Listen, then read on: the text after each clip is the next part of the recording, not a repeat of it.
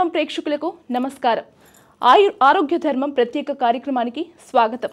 ప్రాచీన ఆయుర్వేదాన్ని ఆధునిక శాస్త్రంతో సమన్వయం చేసి పురాతన ఆయుర్వేద సూత్రాలతో సమీకరించిన integrative hospital Sai Ganga Phoenicia hospital ప్రతి వ్యక్తి శరీర స్వభావాన్ని ఆధారంగా విశ్లేషించి ఆధునిక టెక్నాలజీతో కూడిన ఆయుర్వేద వైద్య సేవలు అందిస్తోంది Sai Ganga Phoenicia hospital. Cardiology, orthopaedics, neurology, diabetes, oncology వంటి అనేక విభాగాలలో ప్రత్యేక చికిత్సలు అందిస్తోంది సాయి గంగా ఫినిషియా హాస్పిటల్. ఈ సరికొత్త విధానాన్ని వైద్య రంగానికి పరిచయం చేసిన వారు ఎస్జీపీ హాస్పిటల్స్ ఫౌండర్, సీఈఓ, అలాగే లీడ్ ఇండియా భారత్ రత్న పురస్కార గ్రహీత డాక్టర్ రవిశంకర్ పోలిశెట్టి గారు మనతో ఉన్నారు. అలాగే హృద్రోగ శాస్త్ర వైద్యుడిగా ప్రత్యేక స్థానాన్ని సంపాదించుకున్నారు. ఆయుర్వేదం, ప్రకృతి వైద్యాన్ని, ఆధునిక శాస్త్ర విజ్ఞానాన్ని సమ్మిళితంగా వినియోగిస్తూ కొత్త మార్గాలను చూపిన వైద్య శాస్త్రవేత్త. ఆయన అభివృద్ధి చేసిన డాక్టర్ పాలీ పరికరం ద్వారా శరీర జీవ క్రియలను సులభంగా నాన్ ఇన్వెసివ్ పద్ధతిలో విశ్లేషించవచ్చు. పాలీసైంటిఫిక్ ఆయుర్వేద అనే వినూత్న వైద్య విధానాన్ని రూపొందించి ప్రపంచవ్యాప్తంగా ఆయుర్వేదానికి ఆధునికతను అందించారు. అనేక అంతర్జాతీయ గుర్తింపుతో పాటు అమెరికా, కెనడా, రష్యా వంటి దేశాల్లో క్లినిక్లు నిర్వహిస్తూ ప్రపంచ నలుమూలల నుండి రోగులకు సేవలందిస్తున్నారు. ప్రస్తుతం వారు మనకు మరిన్ని విషయాలు అందించడానికి మనతో ఉన్నారు. డాక్టర్ గారు నమస్తే అండి. నమస్తే అండి. డాక్టర్ గారు, ఇప్పుడు చూసుకున్నట్లయితే మన దగ్గర పెద్ద పెద్ద హాస్పిటల్స్ ఉన్నాయి. ఇప్పటికీ ఆయుర్వేదం మనకి అవసరం పడుతుందా అండి? Definitely as a cardiac surgeon చెప్తున్నాను. డెఫినెట్లీ మనకి ఈరోజు కూడా ఆయుర్వేదం చాలా ఉపయోగకరంగా ఉంటుంది. ఎందుకంటే మనం తీసుకుంటే ఈరోజు సింపుల్ క్వశ్చన్స్ తీసుకుంటే ఈరోజు India diabetic capital of the world అని అన్నారు. అంటే అత్యధిక సంఖ్యలో భారతదేశంలోనే డయాబెటీస్ రోగులు ఉన్నారనమాట. దాదాపు 30 కోట్ల మంది అని చెప్తున్నారు. అందులో 18 కోట్ల మంది డయాబెటిక్ రోగంతో బాధపడుతున్నారు. ఇంకొక 12 కోట్ల మంది ప్రీ డయాబెటిక్ ఫామ్లో ఉన్నారు.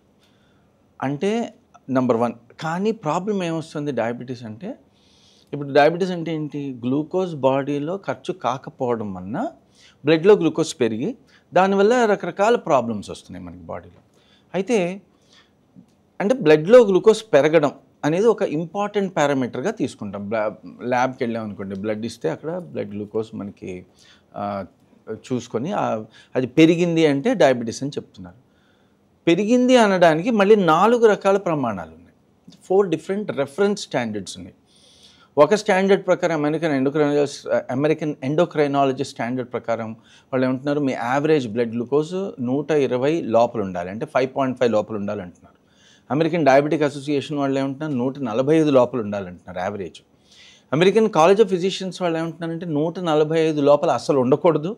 ఎందుకంటే మా రీసెర్చ్లో ఏం తేలింది, ఒక కేటగిరీ ఆఫ్ పేషెంట్స్ ఉన్నారట వాళ్ళకి, అందులో హార్ట్, డయాబెటీస్ 2 ప్రాబ్లమ్స్ కలిపి ఉన్న వాళ్ళకి 145 కంటే తక్కువగా గ్లూకోజ్ ఉంటే అలాంటి 3 పేషెంట్స్లో ఒకళ్ళు ఆ ట్రీట్మెంట్ పద్ధతిలో చనిపోయారట. చనిపోవడం, mortality, not just morbidity. And వాళ్ళు ఏం చెప్తున్నారు, అందుకనే 160 నుంచి 170, 7 నుంచి 8 మధ్యలో ఉండాలని చెప్తున్నారు. అమెరికన్ జిరాంటాలజీ అసోసియేషన్ వాళ్ళు ఏమంటున్నారు, లేదండి మా వాళ్ళు 7.5తోనే బాగున్నారు, 7.5 ఆర్ అబౌవ్. కొంతమంది 8.5 ఉన్నా కూడా బాగున్నారు, కొంతమంది 9.5 కూడా బాగున్నారు, కానీ అది మేము గట్టిగా చెప్పడానికి భయపడుతున్నాం. అంటే 5.5 నుంచి 9.5 లోపల, అంటే మన యావరేజ్ బ్లడ్ గ్లూకోజ్ 120 నుంచి 250 వరకు ఉండొచ్చు అని చెప్పి డిఫరెంట్ ఆర్గనైజేషన్స్ చెప్తున్నాయి. అన్నిటికీ ప్రామాణికంగా అయితే ఎండోక్రైనాలజిస్ట్ అసోసియేషన్ డేటా తీసుకుంటే కనుక విరుద్ధంగా American college of physicians data ఉంటుంది. వాళ్ళు ఏమంటున్నారు, అంత మరీ లో ఉండద్దండి, డెఫినెట్గా మీరు 145కు తక్కువ ఉంటే కనుక ఒక కేటగిరీ, ఏ కేటగిరీ మనం ఖచ్చితంగా చెప్పలేం. ఒక పేషెంట్ మనకి క్లినిక్ వచ్చాడు అనుకోండి, హాస్పిటల్కి వచ్చాడు అనుకోండి, ఆ పర్టికులర్ పేషెంట్లో ఎంత ఉండాలి బ్లడ్ గ్లూకోజ్, ఎంత ఉంటే అతనికి డయాబెటీస్, ఎంత ఉంటే డయాబెటీస్ కాదు, ఏ వాల్యూస్ వల్ల అతనికి బెనిఫిట్ అవుతుంది, ఏ వాల్యూస్ వల్ల నిజంగా డయాబెటిక్ కాంప్లికేషన్స్ వస్తాయనేది చెప్పడం ఈరోజు మోడర్న్ సైన్స్ ప్రకారం చాలా కష్టం ఉంది. అలానే మోడర్న్ సైన్స్ని కించపరచడం కాదు, కానీ అమెరికన్స్ దాదాపు 17 మిలియన్ అంటే 1.7 crore పీపుల్ ఇన్వెస్టిగేట్ చేసి మాకు తెలియట్లేదు ఏ స్టాండర్డ్లో ఏ బ్లడ్ గ్లూకోజ్ ఎవరికి ఎంత మంచిదో మనం చెప్పలేకపోతున్నాం అని అంటే, మన దగ్గర 2000 పేషెంట్స్ని ఇన్వెస్టిగేట్ చేసి లేదండి 5.5 లోపలే ఉండాలి అని చెప్తున్నారు. కానీ ఈ అమెరికన్ స్టాండర్డ్స్ కానీ యూరోపియన్ స్టాండర్డ్స్ తీసుకుంటే చాలా బ్రాడ్గా ఉన్నాయి. So according to who are we diabetic అనేది పెద్ద క్వశ్చన్. ఇండియా డయాబెటిక్ క్యాపిటల్ అని మనం అంటున్నాం, కానీ ఎవరి ప్రకారంగా డయాబెటీస్ ఉంది మనకి? అయితే అసలు గ్లూకోజ్ బ్లడ్లోకి వెళ్ళిన తర్వాత గ్లూకోజ్ బ్లడ్లో రైజ్ అయితే డయాబెటీస్ అని ఖచ్చితంగా నిర్ధారణ చేసేయవచ్చా? ఎందుకంటే డిఫరెంట్ ఆర్గనైజేషన్ డిఫరెంట్ స్టాండర్డ్స్ చెప్తున్నాయి కదా. అందుకనే ఆయుర్వేద కోణం అంటే ఆయుర్వేద దృష్టికోణం ఎందుకు తీసుకోవాలనుకున్నాను ఇప్పుడు కాదు, దాదాపు 2 సంవత్సరాల క్రితము ఆయుర్వేద కోణం చాలా ఇంపార్టెంట్. ఎందుకంటే ఇది అనాదిగా వస్తున్నది మన భారతదేశంలో. అనాదిగా వస్తుందని చెప్పి చాలా అంటే మూఢనమ్మకాలు కూడా ఉన్నాయి, కొన్ని మనం వదిలేసాం కూడా. కానీ ఇది ఒక సైన్స్ పద్ధతిలో సైన్స్ రీతిగా అనాదిగా వస్తూ దీని వలన చాలా కొత్త టెక్నాలజీస్, రైనోప్లాస్టీ అని చెప్పి అది మన దగ్గర ఫస్ట్ టైం చేశారు. అలానే ప్లాస్టిక్ సర్జరీలు మన దగ్గర first time in the world చేశారు. ఇప్పుడు Russia history of medicine books తీసుకుంటే కనుక వాళ్ళు ఏమంటున్నారు, first surgeon of this modern era comes from India and his name is Sushruta. అలా సుశ్రుతుల వారి గురించి, ఎరకుల వారి గురించి బుక్స్ వాళ్ళు వెస్టర్నర్స్ రాసుకున్నారు. సో దీనిలో ఏదో ఒకటి ఉన్నది, డెఫినెట్గా there is some better science అని చెప్పి నాకు అనిపించడం. అందుకని ఆయుర్వేదాన్ని పరిశోధించడం. దానిలో కనుక్కున్నది ఏంటంటే వాత పిత్త కఫాలు అనేవి ఉంటాయి. ఈ వాత పిత్త కఫాలు బ్యాలెన్స్ అంటే మనకి ఋషులు ఏం చెప్తున్నారంటే సమదోష సమగ్నిష సమధాతు మలక్రియ ప్రసన్నాత్మ ఇంద్రియమనాహ స్వాస్థ్య ఇత్యభిధీయతే అని చెప్పి ఒక శ్లోకం చెప్తున్నారు. అంటే వాట్ ఈజ్ హెల్త్ అని అంటే బాబు only blood glucose, blood cholesterol ఇట్లా మెజర్ చేయడం కాదు. వీటితో పాటు వాత పిత్త కఫాలు అని ఒక 3 ఉంటాయి. ఈ వాత పిత్త కఫాలు 3 కూడా సమంగా అంటే ఈక్వల్ ప్రపోర్షన్లో బాడీలో ఉన్న 42 అవయవాలలోనూ సప్తధాతువులోనూ ఎప్పుడైతే ఉంటాయో అప్పుడు ఆటోమేటిక్గా బాడీ ప్రసన్న ఆత్మ, ప్రసన్న ఇంద్రియ, ప్రసన్న మనస్సు అంటే spiritual health, mental health, emotional, social and physical హెల్త్కి దారితీస్తుంది అని చెప్పి చెప్పడంతో దాన్ని చాలా రీసెర్చ్ చేయడం జరిగింది. సో అందుకని డెఫినెట్గా ఆయుర్వేద దృష్టికోణం చాలా ఇంపార్టెంట్. అలోపతి వదిలేయాలని చెప్పట్లేదు. అలోపతిలో ఎమర్జెన్సీ అక్యూట్ మెడిసిన్ అసలు దానికి తిరుగు లేదు డెఫినెట్లీ. కానీ ఆయుర్వేద దృష్టికోణం కనుక లేకపోతే కనుక చాలా తప్పులు మనం చేసే ప్రమాదం ఉంది అని చెప్పి నేను ఖచ్చితంగా తెలుసుకున్నాను. దీని ద్వారా చాలామంది ట్రీట్ కూడా చేసాం మనం. అందుకని ఆయుర్వేదం డెఫినెట్గా ఈరోజు కూడా relevant and very very important. అలాగే డాక్టర్ ఇప్పుడు మీరు వాత పిత్త కఫాలు అన్నారు కదండి, అంటే ఏంటండి అసలు? సో ఇప్పుడు అంటే మనకి 2 దృష్టికోణాలు చెప్పాలి. ఒకటేమో సైన్స్ పరంగా, ఒకటి మనకి వేదాంత పరంగా తీసుకుంటే కనుక మన అంటే హిందూ ధర్మ ఛానల్ కాబట్టి మన వాళ్ళకి ఈజీ అవుతుంది అర్థం చేసుకుంటే. ఇప్పుడు మన సృష్టి అంతా కూడా పంచభూతాలు అది కదా, పంచభూతముల తోలు బొమ్మతో ప్రపంచం ఆయనట అని చెప్పి తత్వాల్లో చెప్తూ ఉంటాం మనం. అంటే ఏంటంటే పంచభూతాలతోనే అన్నీ ఫామ్ అయినాయి. అవి ఏంటి? పృథివీ ఆపహ తేజో వాయుర్ ఆకాశాత్ అని పంచభూత తత్వాలు అంటాం. పంచభూతాలు అంటే పృథ్వీ అంటే భూమి. ఈ భూమి అనేది పృథ్వీ తత్వంతోనూ మిగిలిన 4 తత్వాలతోనూ అంటే దానిలో వేదాంత పంచదశ గొప్ప గ్రంథం ఉంది. దానిలో స్వామి విద్యారణ్యుల వారు ఏం చెప్తున్నారంటే 50% పృథ్వీ తత్వము, మిగిలిన 4 తత్వాలు కూడా సమపాళ్ళలో ఉన్నాయి. అంటే మిగిలినవన్నీ 12.5% ఉన్నాయి. ఇది అవి అలా ఆ ప్రమాణంలో అవి కంబైన్ అయితే భూమి ఫామ్ అయిందని. జలమేమో జలతత్వం 50%, మిగిలిన 4 పంచభూతాలు మిగిలిన 4 తత్వాల నుంచి జలము అంటే వాటర్ ఫామ్ అయిందని చెప్పి ఆయన చాలా బ్యూటిఫుల్గా వేదాంత పంచదశలో చెప్తున్నారు. సో అలానే మన బాడీలో ఈ వాత పిత్త కఫాలు మన యొక్క చిత్త వృత్తులతో కలుషితమైన మనసు ఏదైతే ఉంటుందో దాని వలన పంచభూతాలు ఏవైతే పంచభూత తత్వాలు మనం తీసుకుంటే ఇప్పుడు ఏది తీసుకున్నా అన్నింటిలో పంచభూతాలు ఉంటాయి. ఈ చైరు, ఈ టేబుల్, ఈ చైరు ఏది తీసుకున్నా పృథ్వీ ఆప తేజో అంటే భూతత్వం, జలతత్వం, అగ్నితత్వం, వాయుతత్వం, ఆకాశతత్వం. ఆకాశతత్వం అంటే స్పేస్, శబ్దగుణాత్మకం ఆకాశం. ఇలా కొడితే సౌండ్ వస్తుంది. శబ్ద గుణాత్మక ఎక్కడ శబ్దం ఉందో అక్కడ ఆకాశం ఉందని అర్థం. అంటే ఆకాశం అంటే స్పేస్ మనకు కనబడుతూనే ఉంది. స్పేస్ అన్నిటిలో స్పేస్ ఉంటుంది. వాయుతత్వం అంటే స్పర్శ గుణాత్మకం వాయు అని అన్నారు. అంటే దేన్నైతే మనం టచ్ చేయగలుగుతున్నాం అది దానిలో వాయుతత్వం అన్నట్టు. అగ్నిగుణ రూపం, అగ్నిగుణ. అగ్ని ఉంది అని అంటే రూపం అక్కడ కనబడుతుంది. అంటే దేనికైనా రూపం ఉందంటే అక్కడ అగ్నితత్వం ఉందని మన వాళ్ళు ఆల్రెడీ పంచ తన్మాత్రల్ని అవి ఇండికేటర్స్గా తీసుకున్నారు. అవి లక్షణాలు అనమాట. పంచ తన్మాత్రలు పంచభూతాలతో కోరిలేట్ చేసుకుంటే పృథ్వీ గంధము అంటే స్మెల్, జలతత్వం రసం అంటే టేస్ట్. ఇట్లా 5 సెన్సెస్ ఆర్ కోరిలేటబుల్ టు పంచభూత తత్వాలు. సో కాబట్టి ఈ పంచభూతాలు విడకుండా అన్ని చోట్ల ఉంటున్నాయి. కానీ ఎప్పుడైతే మన చిత్తంలో ఉన్న వృత్తులతో మన మనసు కలుషితం అయి ఉంటుందో అప్పుడు ఈ పంచభూతాలు విడిపోయి భూతత్వము జలతత్వం నుంచి కఫము, అగ్నితత్వం ప్రిడామినెంట్గా ఉండి వాయుతత్వము జలతత్వం కొంచెంగా కలిసి ఆ మిశ్రమంతో పిత్తము, వాయుతత్వము ఆకాశతత్వం కలిసి వాతము తయారవుతున్నాయి. అందుకని వాత పిత్త కఫాలు అని చెప్పారు. ఎందుకంటే పంచభూతాల నుంచి వచ్చినవి ఇవి. కానీ వీటిని అందుకనే దోషాలు అన్నారు. పంచభూతాలు మనం తీసుకుంటే కనుక అవి వాటికి డివినిటీ యాట్రిబ్యూట్ చేసాం మనం ఆల్రెడీ. ఎందుకంటే పొద్దున్న సంధ్య వార్చుకునే వాళ్ళకి తెలుస్తుంది. మనం ఏంటంటే అన్ని దిగ్నమస్కారాలు చేసిన తర్వాత సంధ్యాయనమ, సావిత్రయనమ, గాయత్రయనమ, సరస్వతయనమ అనుకుంటూ అన్ని దేవతలకి దండం పెట్టుకుని ఋషుభ్యోను, మునుభ్యోను, గురుభ్యోను, పితృభ్యో అని చెప్పిన తర్వాత పృథివీ ఆపహ తేజో వాయురాకాశాత్ అని దండం పెట్టుకుంటాం. ఎందుకంటే వాటికి డివినిటీ యాట్రిబ్యూట్ చేశాం. కానీ వాతపిత్త కఫాలు మాత్రం దోషాల కింద మనం పరిగణిస్తాం. దోషం అంటే డెఫినెట్గా డిఫెక్ట్ అనే అర్థం. ఎందుకు డిఫెక్ట్ అని అంటే ఇవి కార్యకారణ, అంటే ఎక్కడైతే కార్యకారణ వ్యవస్థ ఉంటుందో అక్కడ ఆటోమేటిక్గా దోషం తయారవుతుంది. సో ఈ కార్యకారణ అంటే చిత్తవృత్తులు అనే కారణం వలన ఈ భూతత్వము జలతత్వము కలిసి కఫంగా మారుతుంది. కాబట్టి కార్యం తయారైందో కార్యకారణ వ్యవస్థ ఇక్కడ ఉంది కాబట్టి వీటిని దోషాలు అన్నారు. సో డెఫినెట్గా దోషాల వల్ల మనకి పూర్వజన్మ కృతం పాపం వ్యాధి రూపేణ వశతి అన్నట్టు దానివల్ల ఈ దోషాల యొక్క ఇంబ్యాలెన్స్ వల్ల మనకి డిసీజెస్ వస్తూ ఉంటాయి అన్నమాట. సో అదే వాత పిత్త కఫాలంటే ఏంటో అని అడిగారు, అది పెద్ద question. Let me elaborate. So ఇందాక చెప్పినట్టు ఈ పంచభూతాల నుంచి మనకి వాత పిత్త కఫాలు వచ్చినాయి.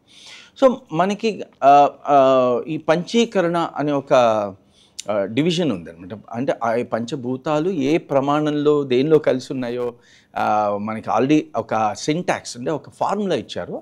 ఆ ఆల్గరిథం ప్రకారంగా బాడీలో అంటే ఫిజికల్ బాడీ లోపల అంటే మనకి ఒక స్థూల శరీరం ఒకటే కాదు కదా, స్థూల సూక్ష్మ కారణ శరీరాలు 3 ఉంటాయి.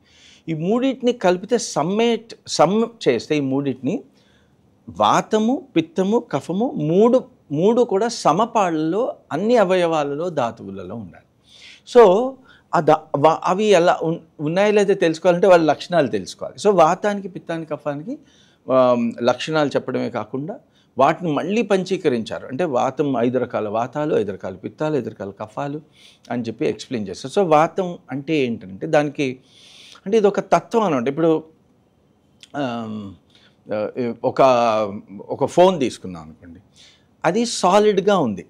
Phone is a solid state, is in a solid state, అంటే అదొక పృథివీ తత్వంగా మారి ఉన్నదన్నమాట. సో అలానే ఈ వాతతత్వం ఏంటి, పిత్తతత్వం ఏంటి, కఫతత్వం ఏంటి తెలుసుకోవడానికి వాటి యొక్క లక్షణాలు చెప్పారు మన వాళ్ళు. సో వాతానికి రూక్ష, ఖరు, దార, చల, సూక్ష్మ, లఘు అని చెప్పి కొన్ని ప్రాపర్టీస్ ఎక్స్ప్లెయిన్ చేయాలి. లక్షణాలు అంటే ఏంటంటే లఘు ఏదైతే అంటే ఇప్పుడు వాతము వాయువు నుంచి, వాయుతత్వం నుంచి, ఆకాశతత్వం నుంచి వచ్చిందని చెప్పాం కదా. ఆకాశం కానీ వాయువు కానీ చాలా లైట్గా ఉంటాయి, అందుకని లఘు అని అన్నారు.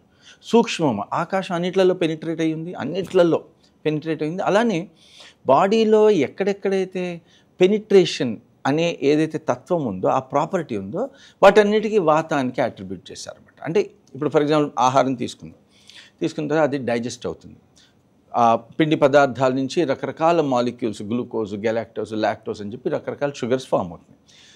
ఈ షుగర్ ఫామ్ అయ్యి పేగులలో బ్లడ్లోకి వెళ్ళాలి కదా, అంటే అది సూక్ష్మంగా అయితే తప్ప అది పెనిట్రేట్ కాలేదు. కాబట్టి అక్కడ వాతతత్వము అనే వాతం అనే తత్వం వలన ఈ గ్లూకోజ్ అబ్జార్ప్షన్ జరుగుతుంది. సో ఎక్కడెక్కడైతే సూక్ష్మంగా ఉంటున్నాయో, అయనిక్ ఫామ్లో ఉంటుందో ఇట్లా గ్లూకోజ్ కానీ, లేకపోతే అమైనో యాసిడ్స్ కానీ, మన ప్రోటీన్స్ నుంచి అంటే మాంసకృతుల నుంచి, అంటే మన పప్పుల నుంచి, పప్పు దినుసుల నుంచి వచ్చేవి అమైనో యాసిడ్స్, అవి పెనిట్రేట్ అవ్వాలంటే లఘు అంటే చిన్నగా సూక్ష్మంగా అయి ఉండాలి, అవి పెనిట్రేట్ అయి ఉంటాయి.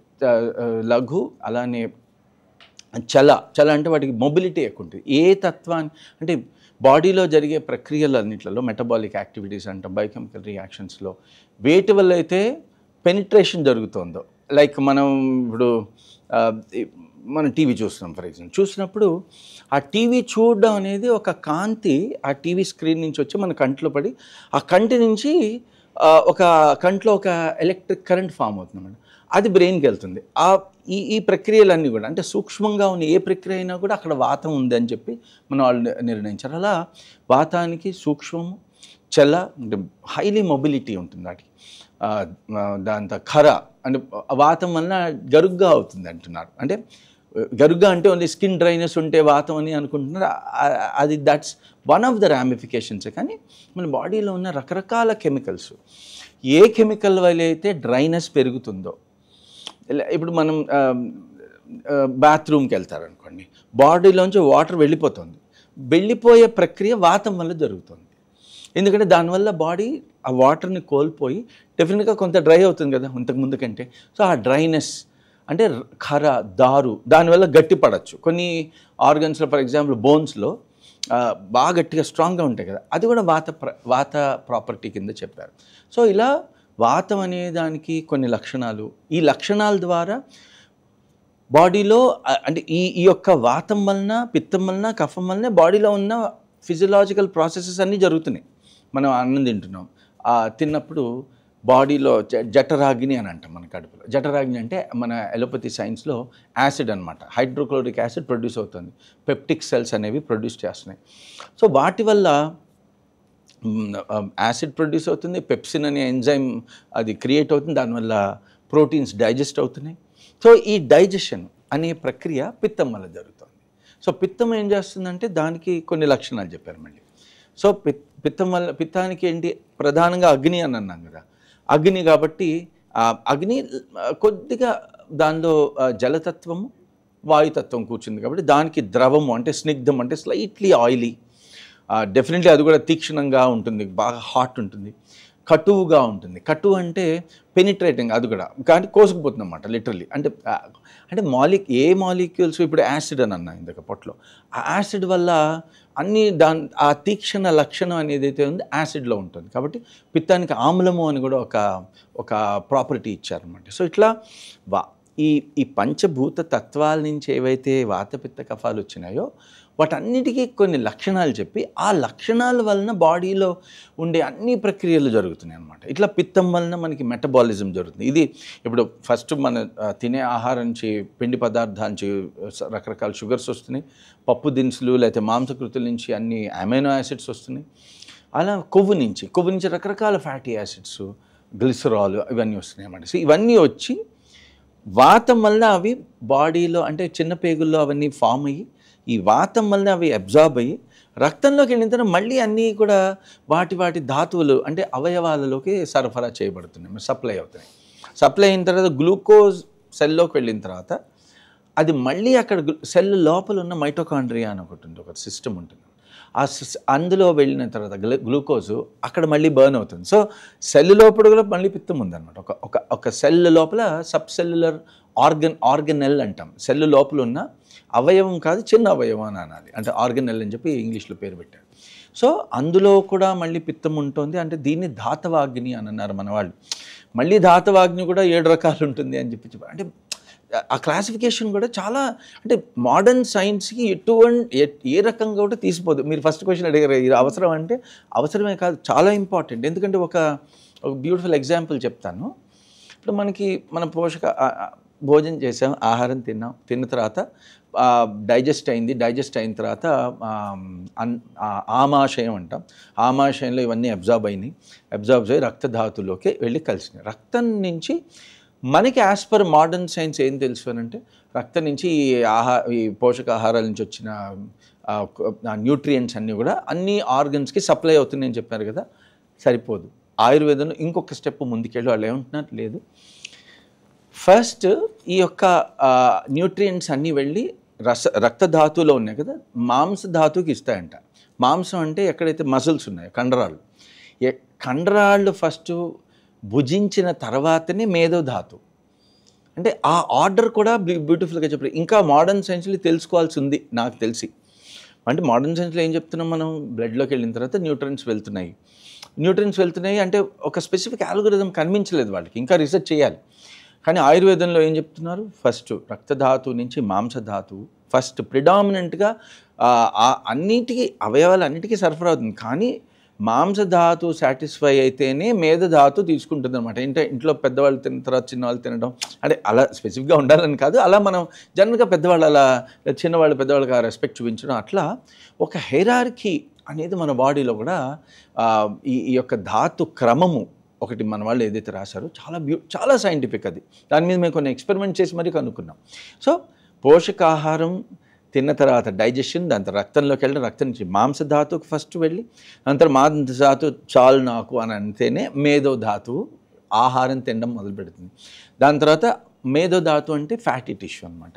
దాని తర్వాత అస్థి అంటే స్కెలిటల్ బోన్స్, కార్టిలేజు, నెయిల్స్, కేశము, ఇదంతా కూడా by products of the skeletal system according to Ayurveda. దాని తర్వాత మజ్జధాతు, మజ్జము అంటే బ్రెయిన్, స్పైనల్ కార్డు, నర్వ్స్, అలానే బోన్ మ్యారో. మజ్జధాతుని ఎలా ఎక్స్ప్లెయిన్ చేస్తారంటే ఆయుర్వేదంలో ఏదైతే బోన్ లోపల ఎన్కేజ్ అయి ఉంటుందో అదంతా మజ్జం అని అన్నారు. ఇప్పుడు స్కల్ ఉంది కానీ ఇక్కడ మనకి ఏమంటుంది పుర్రె, స్కల్ లోపల ఉన్నది బ్రెయిన్ కాబట్టి బోన్ లోపల ఎన్కేజ్ అయ్యింది కాబట్టి బ్రెయిన్ కూడా మధ్యధాతువుకి ఉంటుంది. అలా బోన్ లోపల బోన్ మ్యారో ఉంటుంది, అది కూడా bone marrow is also related to మధ్యధాతు అకార్డింగ్ టు ఆయుర్వేద. మధ్యధాతు. సో ఇలా ఈ క్రమంలో మధ్యధాతువుకి భోజనం వచ్చిన తర్వాతనే శుక్రధాతువు. శుక్రం అంటే reproductive system gets almost last అనమాట, అది భుజించేది. దాని తర్వాతే ఓజస్ అనేది ఫామ్ అవుతుంది బాడీలో. ఓజస్ అంటే ఏంటంటే ఇమ్యూన్ సిస్టము, ఎండోక్రైన్ సిస్టమ్ అని చెప్పి గ్రాస్గా అనుకోవచ్చు అనమాట. అంటే ఇది చూడండి ఎంత, నాకు తెలిసి ఇంత బ్యూటిఫుల్ క్లాసిఫికేషన్. కానీ ఈ యొక్క ఒక్కొక్క ప్రాపర్టీ అంటే మనకి బాడీలో ఎన్నో కెమికల్స్ ఉన్నాయి, ఇవన్నీ చెప్తున్నారు. ఫర్ ఎగ్జాంపుల్ మన ఆర్గానిక్ కెమిస్ట్రీలో మేము చదువుకునేటప్పుడు ఆల్కైన్స్ అని చెప్పి ఆ మాలిక్యులర్ లైగెండ్స్ని అండ్ రాడికల్ గ్రూప్స్ని బట్టి వాటిని క్లాసిఫై చేసాం. కానీ కొన్ని మాలిక్యూల్స్ ఎలా ఉంటాయంటే వాటికి కొన్ని ఫర్ ఎగ్జాంపుల్ ఓలివర్డిన్ అనే ఇబుప్రోఫెన్ అని అనుకుంది, బ్రూఫెన్ అంటాం కదా, బ్రూఫెన్ ట్యాబ్లెట్కి ఓలివర్డిన్కి అస్సలు సాత్మ్యం లేదు. స్ట్రక్చరల్గా రెండు కంప్లీట్లీ డిఫరెంట్. కానీ ఆయుర్వేద పరంగా తీసుకుంటే ఈ రెండింటికి కూడా రస, వీర్య, విపాక అనే 3 గుణాలు ఏవైతే ఆపాదించారో ఆ 3 కూడా ఒకటే. ఈ రెండింటి యాక్షన్ కూడా ఒకటే ఉంటుంది. అంటే డిఫరెంట్ కెమికల్స్ ఆయుర్వేద పరంగా మనం ఏవైతే కెమికల్స్ని క్లాసిఫై చేసినప్పుడు వాటికి ఒకటే ప్రాపర్టీ ఉంటే వాటి యాక్షన్ కూడా ఒకటే ఉంటుంది, అంటే ప్రభావము, గుణం కూడా ఒకటే ఉంటుందని చెప్పి ఇంత బ్యూటిఫుల్గా చెప్పడం జరిగిందన్నమాట. అందుకని ఫండమెంటల్గా తీసుకుంటే కనుక ఇవన్నీ వాత, పిత్త, కఫాల యొక్క సూపర్ ఇంపోజిషన్స్, డిఫరెంట్ ప్రాపర్టీస్, ఇవన్నీ కూడా అంటే అంత beautiful classification with very highly organised information ఆయుర్వేదంలో ఇవ్వడం జరుగుతుంది. సో ఇలా పిత్తం వలన దానికి కొన్ని లక్షణాలు ఇందాక చెప్పినట్టు తీక్షణ, కటు, అలానే ఉష్ణ అంటే బాగా వేడిగా ఉంటుంది. పిత్తం అంటే వేడి కాబట్టి ఆటోమేటిక్గా అగ్నితత్వం నుంచి కాబట్టి దానికి వేడి అనే ప్రాపర్టీ ఒకటి ఉంటుంది. కటువు, షార్ప్, స్నిగ్ధము, సార అంటే ఇట్స్ ఫ్లోయింగ్ అనమాట. పిత్తం అంటే వేడి ఉంటుంది కాబట్టి అక్కడ ఏది పెట్టినా కొద్దిగా మనం నెయ్యి లైట్గా వేడి చేసాం అనుకోండి, ఇంకా it will start flowing, melt అవుతుంది. అట్లానే పిత్తం వలన ఆ సారం అనే గుణం అంటే ఫ్లోయింగ్ అనే గుణం వస్తుంది అని చెప్పి. సో ఇప్పుడు బ్లడ్ ఫ్లో అవుతుంది కంటిన్యూస్. ఆ ఫ్లోయింగ్కి కారణము బాడీలో ఉన్న పిత్తము ఒకటైతే వాతం దాన్ని మూవ్ చేస్తుంది అనమాట, మజిల్ కంట్రాక్షన్ వల్ల. సో కఫం ఏం చేస్తుంది, మరీ ఎక్కువగా మూవ్ కాకుండా దానిలో కొద్దిగా చిక్కదనాన్ని ఎంత ఉండాలో అంత ఆ విస్కాసిటీని బ్లడ్లో పెంచి ఆ రక్తం ప్రాపర్గా ఒక పద్ధతిలో ఫ్లో అయ్యేలాగా కఫతత్వం చేస్తుంది. కాబట్టి ఈ వాత, పిత్త, కఫాలు వాటి ప్రాపర్టీస్ని బట్టి, కఫతత్వం మనం ఆల్రెడీ ఇందాక చెప్పుకున్నట్టు భూతత్వము, జలతత్వం నుంచి కఫం వచ్చింది కాబట్టి కఫానికి కూడా స్నిగ్ధము అనే ఒక ప్రాపర్టీ ఇచ్చారు. స్నిగ్ధం అంటే స్లైట్లీ ఆయిలీ అని అర్థం, మ్యూసినెస్ అంటే కొద్దిగా జిగురుగా ఉండడం అని ఒక ట్రాన్స్లేషన్ చేయొచ్చు. దాంతోపాటు స్ట్రక్చరల్ ఇంటెగ్రిటీ, మనం స్కిన్ కానీ మసిల్స్ కానీ అన్నిటికీ ఒక స్ట్రక్చర్ ఏదైతే ఇస్తుందో అదంతా కఫతత్వం ఇస్తుందని చెప్పి, అలా వాత, పిత్త, కఫాలకి కొన్ని ప్రాపర్టీస్ అట్రిబ్యూట్ చేశారు. నెంబర్ 1 వాటితో మనం తెలుసుకోవచ్చు. ఆ 3 బ్యాలెన్స్లో ఉండడం వల్ల ఇందాక మన రక్తస్రావము అంటే బ్లడ్ ఫ్లో జరగడానికి వాతం ఎంత కారణమో, పిత్తం ఎంత కారణమో, కఫం కూడా అంతే కారణం. ఈ 3 సమపాళ్ళల్లో ఉంటే ఆటోమేటిక్గా బ్లడ్ ఫ్లో నార్మల్గా జరుగుతుంది. అప్పుడు రక్తస్రావం కనుక ప్రాపర్గా జరిగితే రక్తానికి సంబంధించిన డిసీజెస్ ఉండవు. అలా మన వాళ్ళు వాత పిత్త కఫాన్ని డిఫైన్ చేసుకుంటూ ఆరోగ్యం ఎలా ఉండాలో చెప్తూ వచ్చారండి. డాక్టర్ గారు ఆయుర్వేదం గురించి చాలా చక్కటి విషయాలు తెలియజేశారు. అలాగే వాత పిత కఫాల గురించి కూడా, అలోపతి గురించి కూడా చాలా చక్కటి విషయాలు తెలియజేశారండి. మీకు ధన్యవాదాలు. థ్యాంక్ యూ వెరీ మచ్ అండి. Thank you. చూశారు కదండి, ఇది ఈరోజు ఆరోగ్య ధర్మం ప్రత్యేక కార్యక్రమం. చూస్తూనే ఉండండి హిందూ ధర్మం. నమస్తే.